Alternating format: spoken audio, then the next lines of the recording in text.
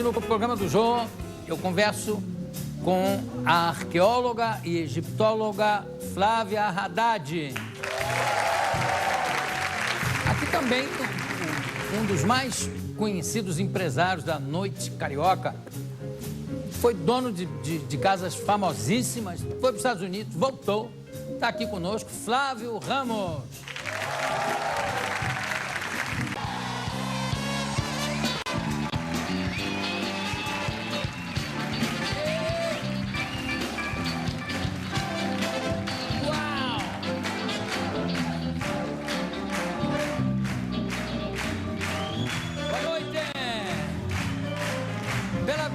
CNN está começando mais um programa do Jô.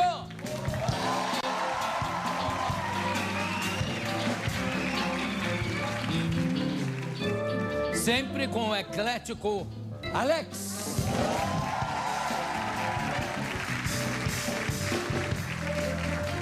Com essa plateia animadíssima que está aqui hoje. Obrigado.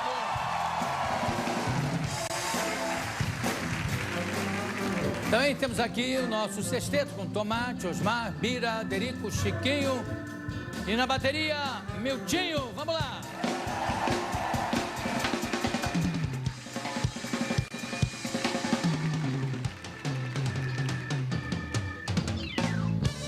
Uou, uou, uou. No programa de hoje, nós vamos conversar com uma especialista que sabe tudo sobre múmias e Egito Antigo. A arqueóloga e egiptóloga Flávia Haddad.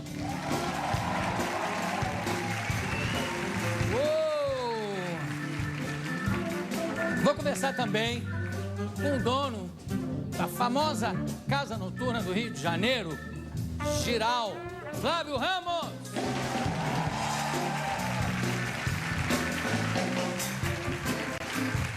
Vamos começar o programa em grande estilo com a cantora lírica britânica Katherine Jenkins, que se apresenta acompanhada do pianista Rony Carvalho. Vamos lá, Katherine Jenkins.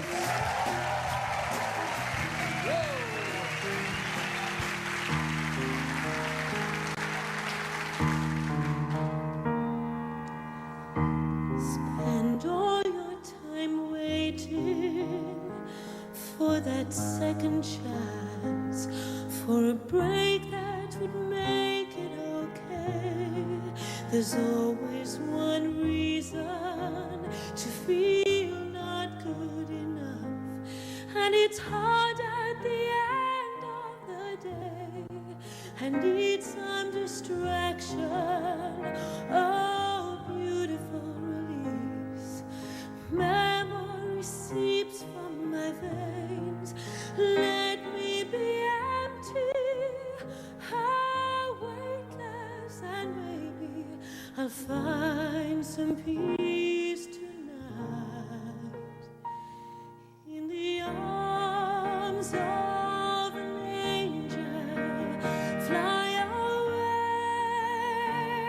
from here, from this dark, cold hotel room, and the endlessness that you feel. You are pulled from the wreckage of your silent reverie. You're in the arms of the angel. May you find some comfort there. In the arms of the angel, fly away. You're in the arms of the angel. May you find some comfort there. You're in the arms of an angel. May you find some comfort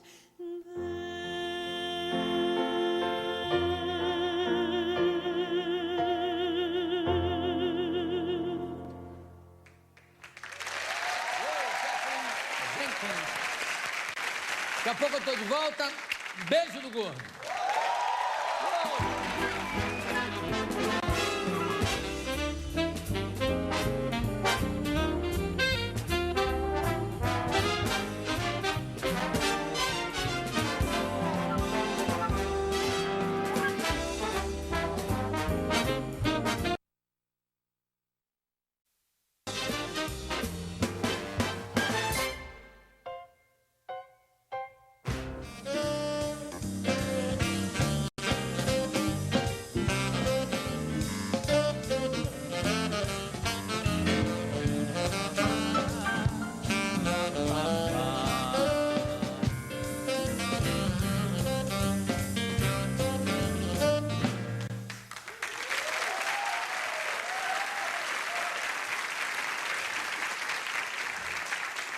Do fichário Alexiano.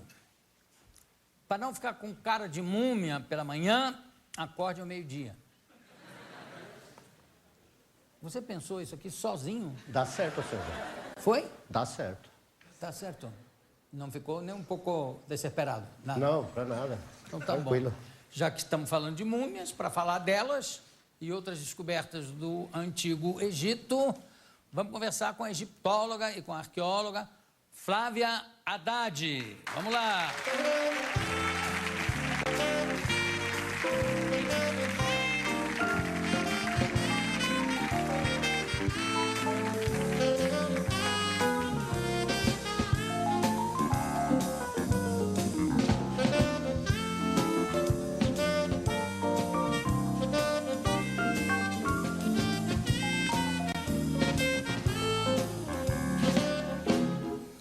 Flávia, você é formada na Sorbonne, na École du Louvre, e lançou um romance histórico. Cadê o romance? Está aí?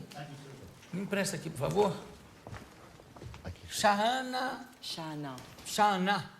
Oui. Como é que você sabe como é que se pronuncia em egípcio? Shahana, a filha do faraó, La Fille du Pharaon. Pela editora Franel Farnot. Arnaud Franel. Arnaud Franel. Em francês o livro? Em francês. Foi publicado lá? Foi publicado na França, em 2007. A primeira edição, a segunda edição foi em 2008. E espero um dia chegar no Brasil com o meu livro. Eu acho o tema fascinante. Acho realmente extraordinário. Inclusive, já pesquisei bastante, porque eu tinha a ideia de fazer um romance policial que se passava no Egito Antigo e tal, mas acabou que não desenvolveu. Mas é realmente, sabe-se muito e, ao mesmo tempo, sabe-se pouco sobre a civilização egípcia. É verdade, ainda tem muito para descobrirmos ainda, escavar, para traduzir, para encontrar. Mas, ao mesmo tempo, se a gente comparar com o passado, a gente já tem bastante, né? A egiptologia mesmo, ela nasceu quando Champollion conseguiu decifrar os hieroglifos, que era a escrita do Antigo Egito. E depois que ele conseguiu decifrar, a gente conseguiu entender todos aqueles papiros, todos os escritos nos templos, nos muros, mesmo nas tumbas, porque antes os arqueólogos, eles escavavam, encontravam os templos, as coisas, mas ninguém conseguia entender nem diferenciar o que era um templo divino, o que era uma tumba funerária, ou ler o nome, ou saber o que significava tudo aquilo. Isso. Agora, com o conhecimento dos hieroglifos, nasceu a egiptologia, que é o estudo em si, pesquisa, a ciência da civilização egípcia. Agora, tem uma curiosidade, que é o seguinte: o Champollion vai para lá com Napoleão, com as tropas de Napoleão. O Champollion, ele consegue traduzir, mas é bom deixar claro. Mas não era só ele, né? Tinha outro. Não, exatamente. Tem um inglês. Exatamente. Tinha várias outras pessoas também que também lutavam para descobrir, decifrar os hieroglifos, né? Era um objetivo na época. E Champollion conseguiu, no último, ele conseguiu, não sabemos exatamente, ele foi traduzir de 2 línguas que tinha, que era o grego antigo e o demótico. Famosa... Isso, na Pedra de Rosette. Pedra de Rosette, ou Pedra da Roseta, enfim. Pedra da Roseta, e aí ele conseguiu decifrar e encontrar algumas falhas que tinham ainda para conseguir traduzir. Para traduzir totalmente. Mas tinha sei lá, esse inglês parece que estava adiantadíssimo também nisso, que havia troca de informações. Existe uma confusão grande antes de Champollion, só que no final, como foi ele que acabou decifrando os hieroglifos, a coisa ficou bem focada nele, né? A egiptologia, claro. O pai da egiptologia é Jean-François Champollion. E também o fato dele estar com Napoleão, que era o imperador do mundo, quer dizer, é um pouco Nova York, à vontade. É um pouco os Estados Unidos hoje, Nova York, né? Que centralizam uma série de coisas.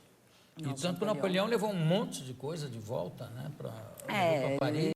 Tem grego antigo, e tinha mais uma língua. Demótico. E ele já dominava as outras duas, e ele conseguiu, porque era o mesmo texto, escrito em 3 línguas. Era homenagem a um rei, ao faraó Napoleão, Ptolomeu. Tá. Ele conseguiu traduzir, através dos outros 2 textos que ele sabia, ele foi conseguindo terminar a tradução, né? Não vamos dizer que ele traduziu do zero, que ele não entendia nada. Não, já como você mesmo falou, todo mundo sabe. Tinha um inglês que estava muito mais adiantado, mas ele, na hora... Ele fechou a coisa, né? Agora, não se tem ideia, eu brinquei com você aqui do Sha'ana ou Sha'ana, não se tem ideia da pronúncia das palavras. Não, porque os hieroglifos, hoje, traduzindo os hieroglifos, não se tem as vogais, são só consoantes. Tem o I, é praticamente sem vogal. Tanto que a gente traduz numa língua, N, P, G, A, coloca o E no meio, é meio complicado, coloca o E no meio para poder pronunciar no sentido para você chegar no francês, ou no português, ou no inglês. É ainda uma tradução, não é uma coisa simples de jeito nenhum. Não existe, vamos fazer um exercício em hieroglifo. Vamos escrever programa do Jô em hieroglifo. Ivo viu a uva. Não. Não tem. Não. Mas também tem uma coisa que eu acho curiosa, que é o seguinte: que parte da população do Egito hoje ainda é egípcia de origem? Porque a maioria da população é de origem árabe, né? Complicado, Jô, Mas tem ainda egípcios? Não. Porque a civilização egípcia, ela em si, a civilização historicamente, ela termina com Cleópatra VII, que todo mundo conhece, através dos filmes. E isso foi em 30 a.C. Daí entra o Império Romano, aí começa o Império Romano, Bizantino, depois o Islã chega em 640 depois de Cristo. Com Ptolomeu já tinha muita interferência já, né? Tinha, mas os gregos foram... houve uma assimilação muito grande... Com os gregos. Com os gregos, com a dinastia grega, a dinastia dos Ptolomeus, né?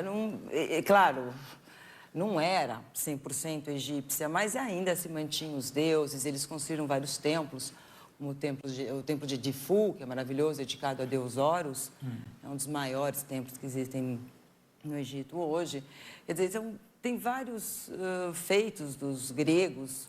Bom, o Alexandre também, Alexandre o Grande, exatamente. Quer dizer que hoje em dia no Egito você não encontra ninguém que possa dizer que é egípcio. Não, todos são egípcios. Não, eu estou falando egípcio eu não conheço. Dos egípcios, não tem conheço. Sinal disso. Então, por exemplo, não se pode afirmar de como era exatamente Cleópatra, né?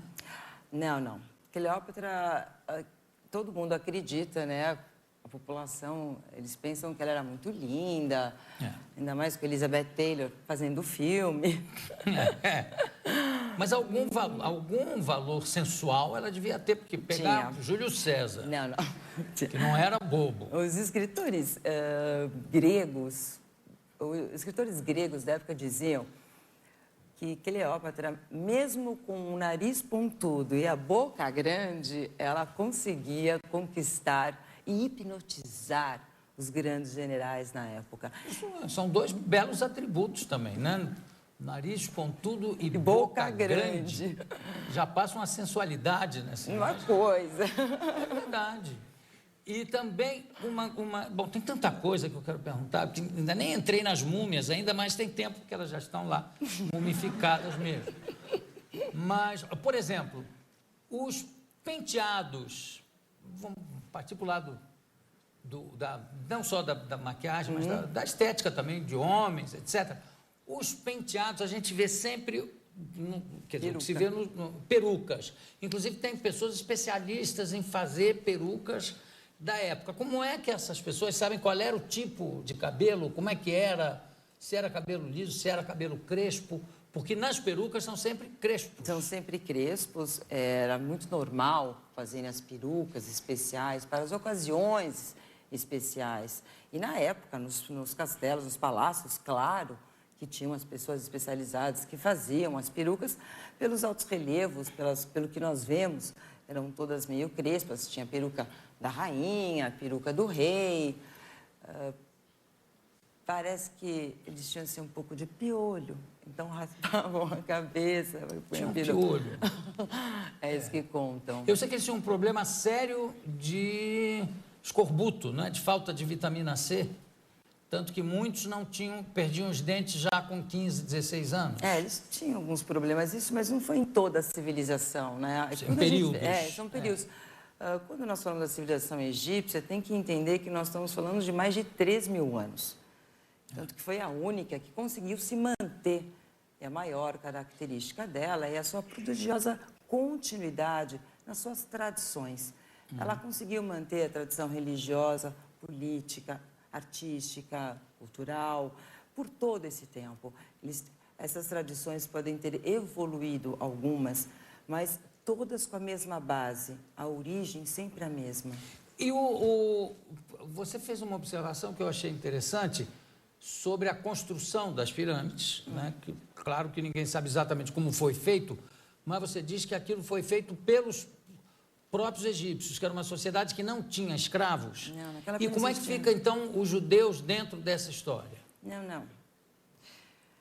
É uma pergunta que me fazem muito, né? Quer dizer que nem original eu consegui ser aqui.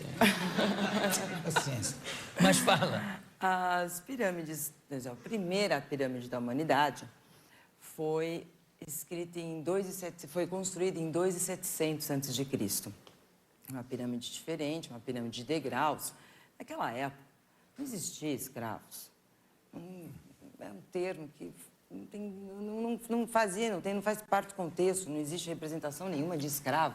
Mas não havia, por exemplo, os vencidos na guerra não ficavam a serviço de? Mas esse escravo não era a serviço de, existia toda uma como é que fala? Hoje o nome seria uma diplomacia, poderiam viver no outro país, mas não fossem escravos. Tanto que tem provas de pagamento do faraó para os operários através de pão e cerveja, que era, na época, a base da alimentação. Mas grana mesmo nada. Não, grana não existia na época. E nem os judeus ainda não faziam parte do contexto do Egito. Os judeus, nessa época, ainda não eram... Não, 2.700 a.C., 2.500 a.C., ainda não existiam escravos, não existiam judeus. É importante lembrar que para os egípcios era uma honra construírem a moradia eterna do faraó, que nada mais seria um deus após a sua morte.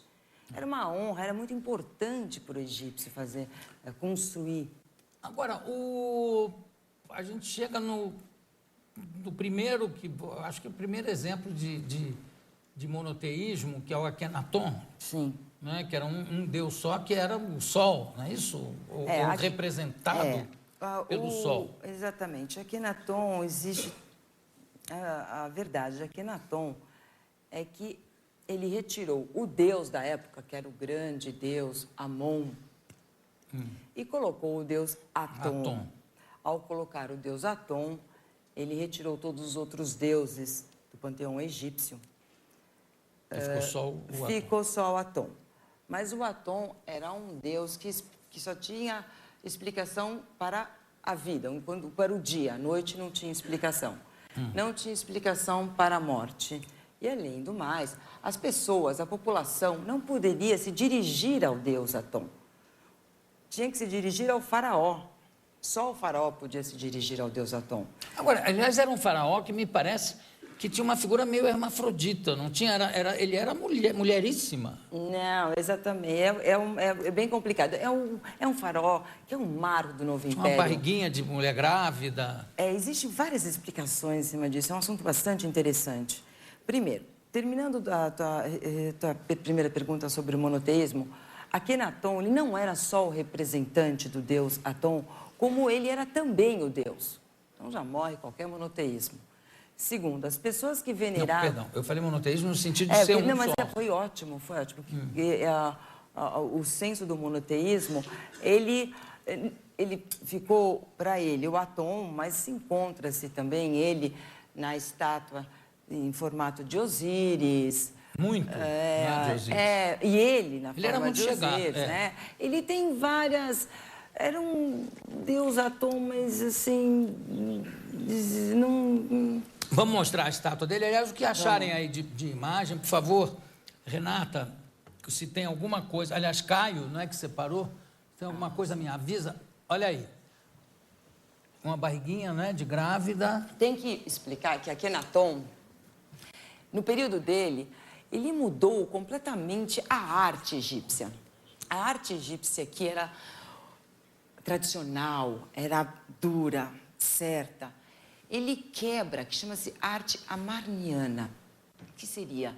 É uma nova expressão da forma. Ele cria uma nova forma do próprio ser humano. Então, as pessoas, a cabeça... Se vocês forem ver, né, nessa estátua de Akhenaton, vocês veem o rosto dele super comprido. Vocês veem essa barriga com uma cintura bastante forte. As pernas dele aí não dá para ver, ele tinha coxas bem grossas. Ele era realmente, das figuras dos faraós que vocês já viram, essa não tem nada a ver. Ele era absolutamente um mulherão nada. mesmo. Mas... Físico. Não, eu vou falar uma hipótese... Por isso que eu falei hermafrodita, porque é uma coisa muito feminina também. Mas aí que tá. Eu vou falar uma... Isso não é uma teoria. Isso é uma das maneiras que... eu escutei de uma egiptóloga alemã. E eu vou passar aqui para vocês. É a teoria dela, da universidade, e que eu acredito que tem um pouco a ver. Todos os deuses egípcios tinham a sua deusa. Significa sempre que tinha essa trilogia. Deus, a deusa e o Deus, o filho. Existia a trilogia. Atom... Que, aliás, é uma característica de todas as religiões. Exatamente, né? A trilogia. Atom, o Deus, que ele não criou nenhum Deus. Atom era um Deus que já existia, isso também é muito importante. É uma derivação do Deus Rê, que é o Deus Sol. Só que é uma derivação que é um momento onde o Deus Rê é o mais forte, mais puissante, mais poderoso. Quando que acontece isso? Quando o Sol está ao meio-dia. Esse é o momento em que o Sol transmite todo o seu poder para a Terra, para os humanos, para nós. E Atom seria exatamente esse momento. Momento onde o deus Atom, que seria uma derivação do deus Re, que chamava-se antes Re-Arakti, e foi passando e virou Atom, que é o momento onde o Deus estava transmitindo a sua maior força para nós humanos. Esse é Atom. Mas Atom não tinha seu outro lado. Como Akhenaton, ele acreditava que era o Deus Atom, ele se julgava o Deus, além de ser representante.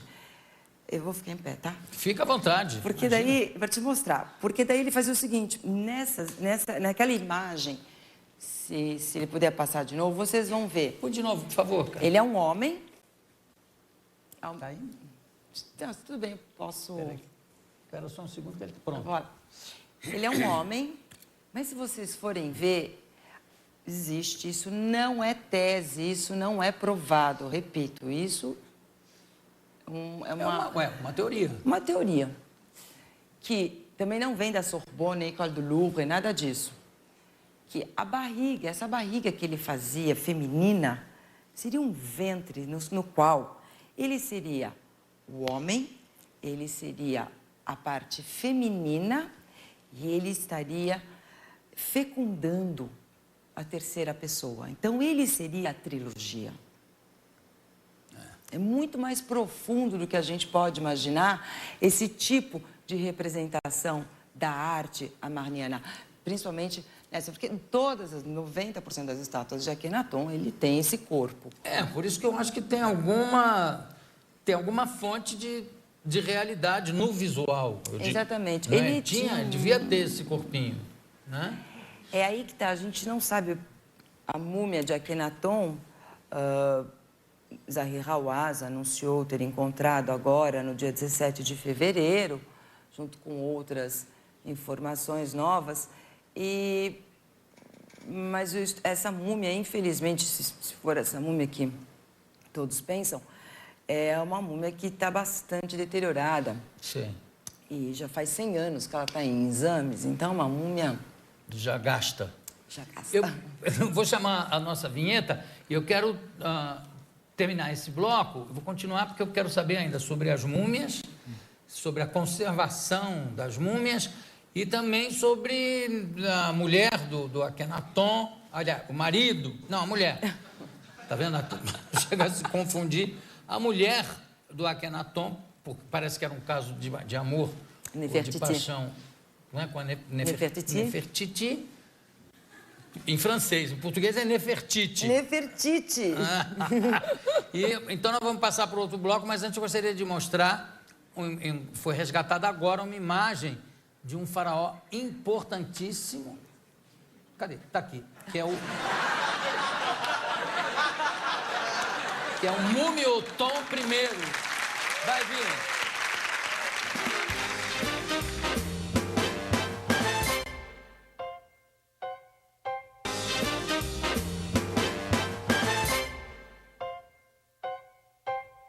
Tenho aqui ao meu lado Flávia Haddad. Estamos aqui num papo sensacional sobre Egito Antigo, sobre múmias de faraós. E eu terminei falando da Nefertiti, que quer dizer o quê, Nefertiti? A Bela chegou. A Bela chegou. O Akhenaton provocou a ira ou ciúmes ou a inveja dos sacerdotes? Sim, Akhenaton... Ele acabou com aquela farra? Akhenaton ele fez o seguinte, para ele conseguir colocar um novo deus, né, que até então como tutelar na civilização egípcia, que antes era Amon, ele chamou os grandes sacerdotes do deus Amon e convidou a uma expedição no deserto. Acho que ele está lá até hoje, não voltou, a gente não sabe o que aconteceu. O sacerdote? O grande sacerdote. Então, fácil, ele já tinha a religião, ele virou a cabeça. Foi um golpe de Estado, no fundo. Total, né? total. E para também conseguir isso, toda a equipe de administradores que ele tinha, que era importantíssimo, os grandes administradores do Egito, ele trocou aquela equipe experiente, que vinha já do pai dele, Amenófis III, ele troca todos, ele coloca jovens e simples egípcios que nunca tinham estudado. O que acontece? Esses egípcios simples foi uma oportunidade única na vida deles de serem alguém, como administradores, cada um no seu cargo, como se fossem ministros hoje. O que acontece? Claro, não conseguiam trabalhar, não desenvolveram administração nenhuma no Egito, mas, em compensação, eram completamente devotados ao faraó. Não importasse o que o faraó fizesse... Estava certo, estava bom. Ele estava bom. Eles não iam perder aquela oportunidade de administrar o Egito. E como é que morre esse faraó? Akhenaton, ele morre aos 33 anos. Não se sabe exatamente como ele morreu. Mas há indícios, ou pensa-se, que deve ter sido também um golpe de Estado para a retomada dos sacerdotes? Não, isso não. Mas nenhuma alternativa. O ator não cai fora, não cai? Quer dizer, volta... mas aí foi o seguinte, morre Akhenaton. Ele morreu, para ele conseguir se manter, ele foi para uma outra capital. Ele construiu uma outra capital dedicada a Deus Aton, do qual ele nunca mais saiu depois. Ele se mudou no ano 5, exatamente no ano 5 do seu reinado. Ele se muda para Aquitaton, que chamava-se a capital dele. Aquitaton, que hoje... Em português está certo também. Aqui está Tom. Aqui está Aton. Aqui está Tom. E aí ele se muda e morre lá, nessa cidade, protegido, só com a sua corte, Deus Aton, o templo de Deus Aton. Não havia sucessores. Akhenaton, ele teve 6 filhas com Nefertiti. Algumas já haviam morrido, já foi até atestado, tanto que o desaparecimento de Nefertiti, a última documentação que a gente tem da pessoa da Nefertiti é exatamente no velório, no enterro, na cerimônia de enterro, da 2ª ou da 3ª filha. Não deu para saber ainda se foi 2ª ou 3ª que ele perdeu. Ele perdeu 2 ou 3 filhas de uma peste que houve. Não podemos dizer que foi no Egito inteiro, porque foi simplesmente documentado naquela cidade e não se sabe exatamente também do que. Sei que morreu.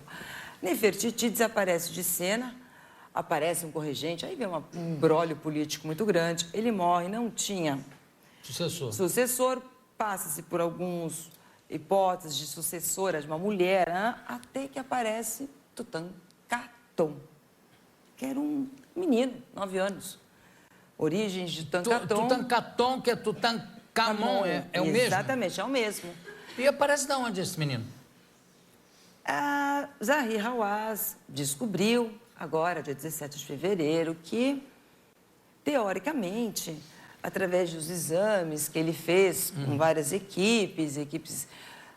Resumindo, Tutankhaton é filho de Akhenaton com uma irmã que a Akhenaton tinha.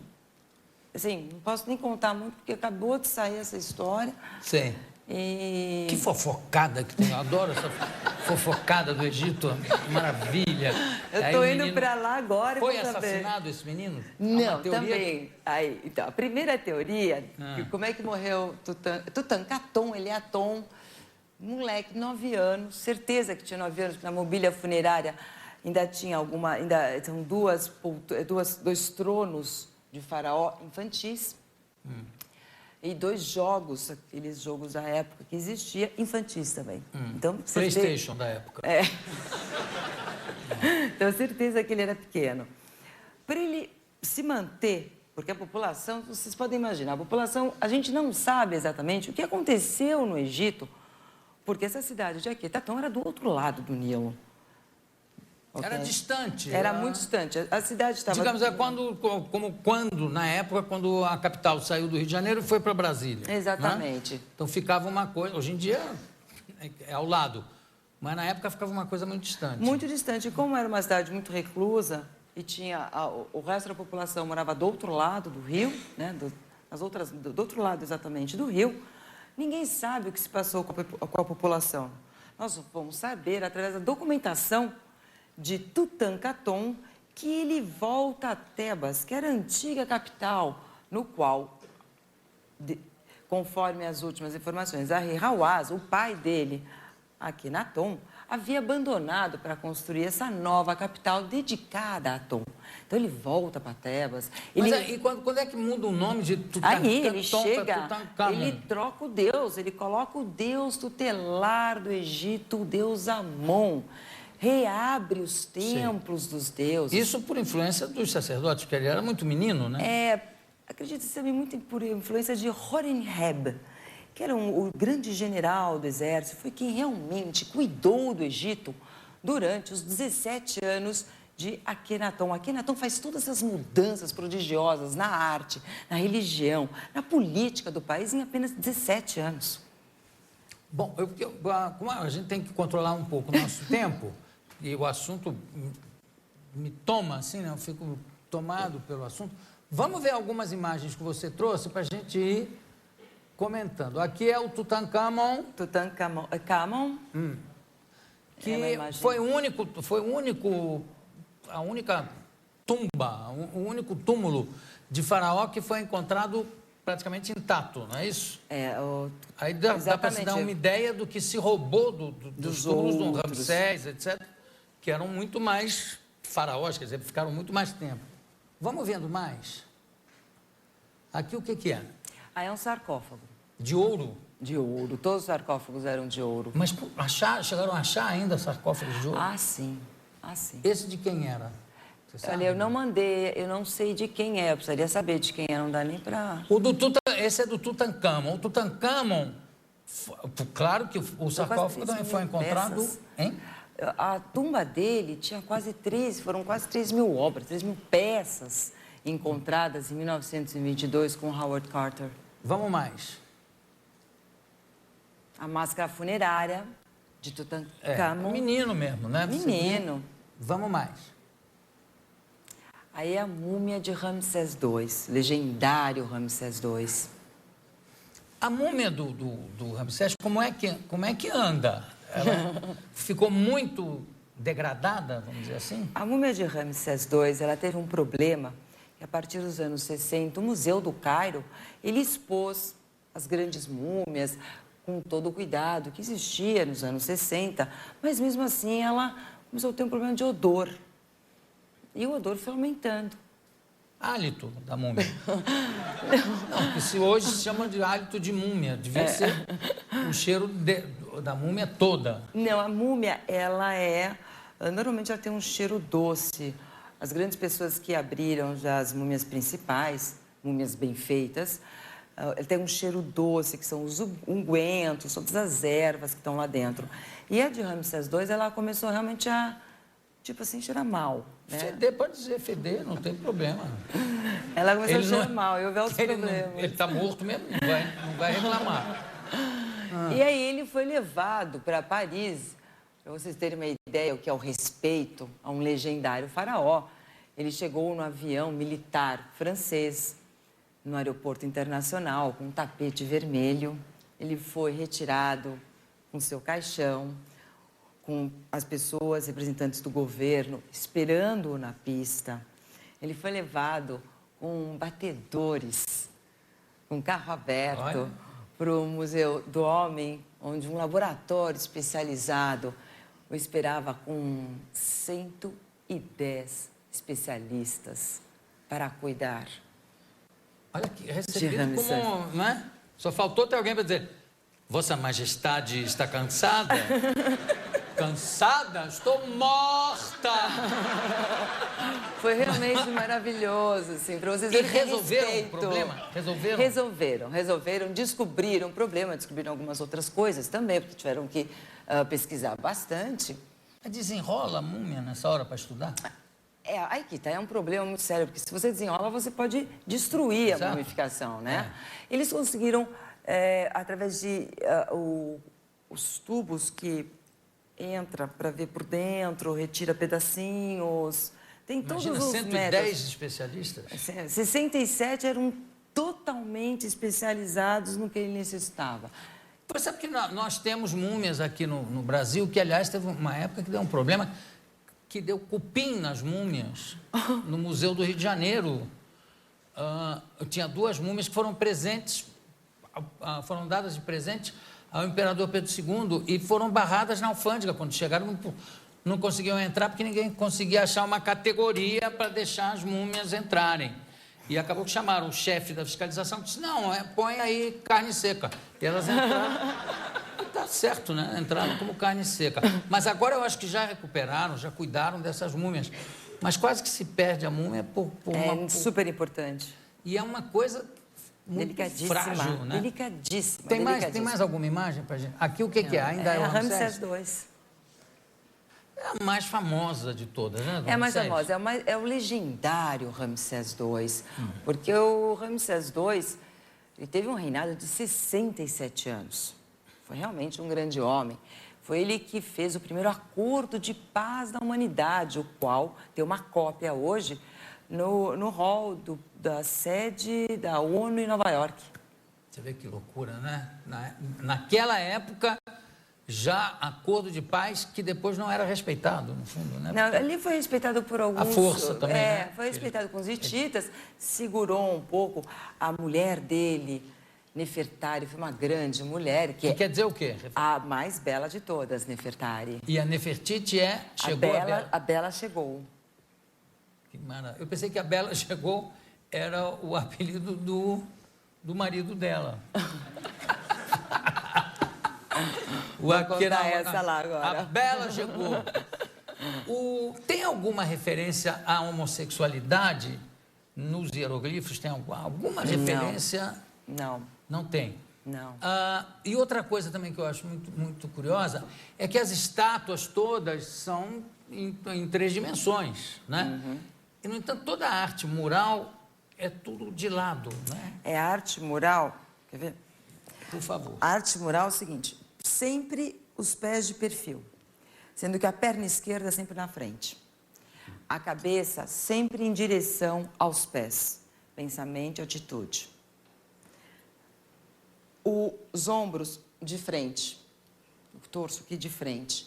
E o olho de frente. Um olho exatamente de frente. Quer dizer, há uma intenção nisso, não é que eles não sabiam fazer... Não está escrito, nós não temos testemunhos arqueológicos explicando, mas acredita-se que por todo o pensamento egípcio, né, a cabeça com os pés é pensamento, atitude na mesma direção. Tudo indica. Agora, o olho de lado, de frente e o torso de frente. Qual é a primeira pirâmide? Quem manda construir? É de Djoser, que é o primeiro faraó da terceira dinastia, em 2700 a.C. E quem idealizou essa pirâmide foi Imhotep, que foi o arquiteto dele, que também era sacerdote, era uma grande personalidade na época, que até foi divinizado já na 18ª dinastia. Foi construído na terceira, né, para explicar um pouco o timing de tudo isso. Imhotep que construiu, para vocês terem uma ideia, ninguém sabe como é que ele conseguiu de uma mastabá, que seria as tumbas da primeira e segunda dinastia, que nada mais seriam, vocês podem imaginar, um retângulo de uns 10 metros de altura, no qual tinha um poço com 10 metros de profundidade, que dava num quarto funerário. E dentro tinha uma mesa onde eles faziam o culto. As tumbas, os templos funerários, todos, independente de toda a evolução que teve, tinham 2 grandes funções: abrigar a múmia do faraó e o culto ao faraó divinizado. Era necessário ter esses 2. Então, o culto era nessa salinha, quando abria a porta desse quadrado, onde tinha uma mesa, eles deixavam os ungüentos, incensos, cereais, água límpida, várias coisas.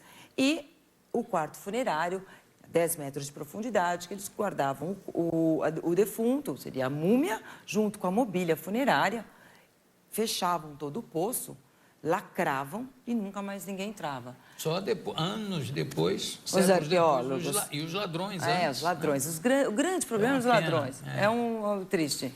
Agora, Flávia, ainda dá tempo de eu te perguntar o seguinte. E a famosa... O que deu origem à famosa maldição de Tutancâmon, a lenda da maldição de Tutancâmon, onde todo mundo que entrou ali, entrou naquela tumba, morreu. E tem outros que dizem que é por causa do ar, dos germes e micróbios que tinham ali acumulados no ar, ou até ácaro da época. Tudo. Qual é o que é que dá origem a essa lenda da maldição? Vocês podem imaginar que um lugar fechado, 2.000 anos, ali se desenvolvem as bactérias que já existiam, os vírus que já existiam, os fungos, de uma maneira completamente diferente. Sendo que, em 2.000 anos, o que nós vamos encontrar ali não é exatamente, com toda certeza, com o que existe aqui, onde tem oxigênio, umidade, existe todo um alimento para esses germes. O que aconteceu é que, naquela época, eles entravam, como Howard Carter, que até faleceu depois, e foi descoberto, muitos anos depois, o problema dele. Ele pegou os germes, eram fungos, ele deu uma asma nele, deu um mal-estar horroroso. Ele morreu realmente, não deu nem um ano depois que ele abriu, ele faleceu. E todos os outros que entraram ali com ele também morreram logo depois? Um foi por acaso, o outro... Quem entrou, hoje em dia, para se entrar numa tumba funerária, é sempre com máscara.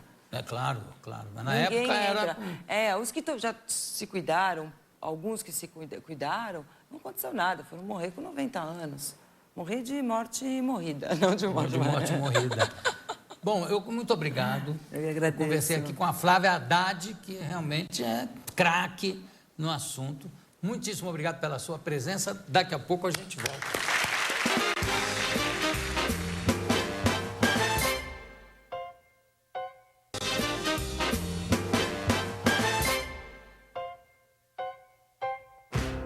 Bom, outra vez, Katherine Jenkins.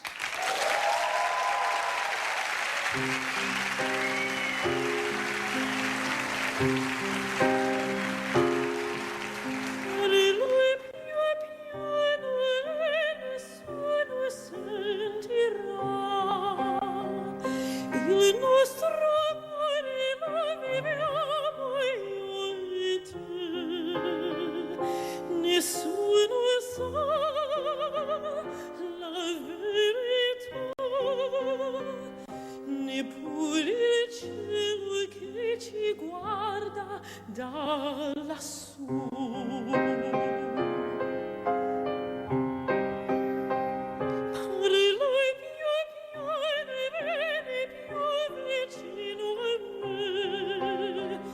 Voglio sentire gli occhi miei dentro di te.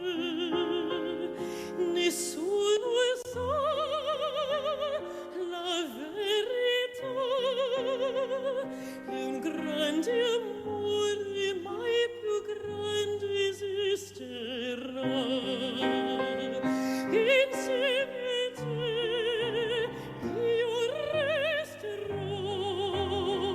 Amore mio, sempre così.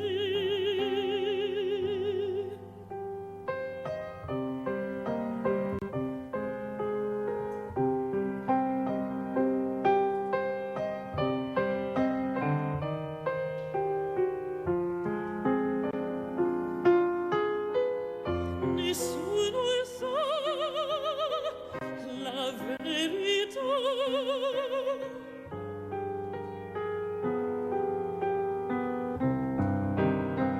Insieme a te io resterò. Amore mio, sempre così.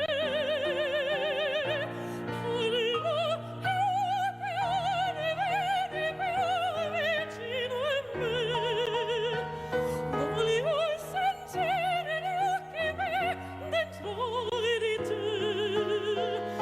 Nessuno sa la verità. Un grande amore, mai più grande.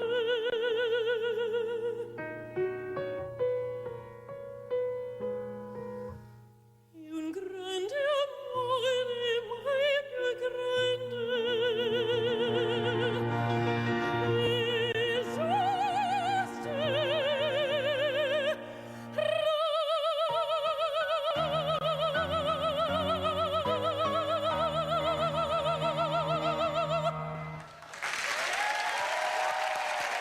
Maravilha.